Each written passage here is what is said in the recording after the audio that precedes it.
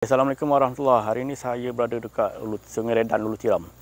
Hari ini saya nak tunjuk rumah satu 3 bilik, satu lagi 2 bilik. Yang ini owner nak duduk, yang ini dia nak sewakan. Anggaran kos semua sekali total ni 174,000 kalau tak silap. Atap dia pakai metal deck Euro ni. Ini dia punya tingkap dia color hijau cair. Tali hijau cair, frame coklat gelap. Dah siap pasang aircon semua dah. Inilah luaran dia macam ni. Longkang semua dah siap. Ni beranda lah. Ni grill tak masuk lah. Grill dia buat dengan lain. Orang lain lah. Ni dah keadaan dia. Lampu semua dah masuk. Lampu dah masuk semua. Okey.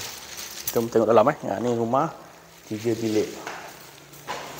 Ni rumah macam kipas owner beli sendiri. Aircon dia dah pasang. Ni ruang tamu dia.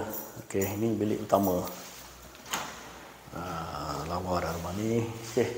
Lampu kipas semua dah ada, point aircon ada. Semua kita bagi Okey. Okey, ni bilik 2, sama juga lampu kipas, point aircon, plug semua ada. Okey, ni gelap sikitlah. Lampu kipas semua. Ni rasanya inilah toilet.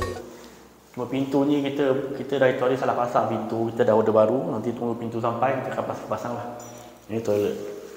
Semua dah termasuk toilet bowl, shower semua masuk dah. Water heater punya point pun dah masuk. Ini pasang water heater. Table top dah termasuk dalam package kita. Semua ni sinki owner beli sendiri. Ini dapur pakai dapur elektrik ni tak silap. Itulah. Table top memang kita dah bagi dah. Okey, ni ada plug 2. Ni susunan plug semua owner yang pilih ni susunan dia. Ini satu lagi toilet kat luar. Okey, ni toilet luar semua dah ada dah. Okey. Basin semua masuk, toilet bowl semua masuk dah. Kita pergi pula rumah yang kedua.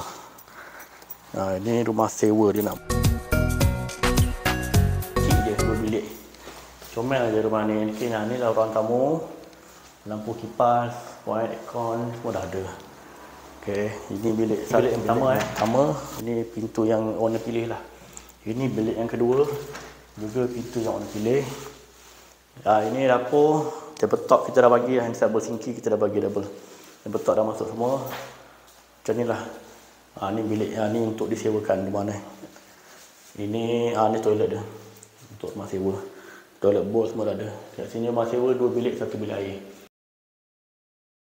Okey, rasanya setakat itulah untuk hari ni. Bagi anda yang nak bina rumah tu bolehlah kontak saya, Cik Saidi, dia tertera nombor di bawah ni. Kita cover area Johor saja. Okey, kita jumpa lain masa. Assalamualaikum warahmatullahi wabarakatuh.